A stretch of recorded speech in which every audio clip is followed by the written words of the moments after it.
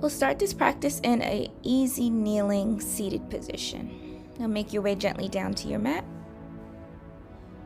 Have a seat on your heels. If that feels comfortable for you, take any seat that feels well. Extend your arms up high towards the ceiling, interlacing your fingers above your head, and let your head drop back. Bring your head back to center as you lean over towards your right side. Come back to center and lean left. Bring it all back to center. Exhale, lower your arms down by your sides.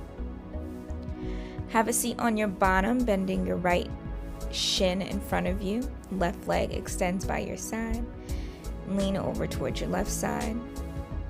Bring your left palm down to the mat as right arm lifts up and overhead. Exhale, bring your right palm back down to the mat. Standing on your knees, reaching both arms back to grab your heels. Camel pose.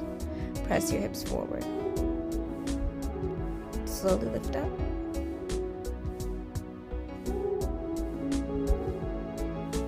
Repeat as many times as you'd like.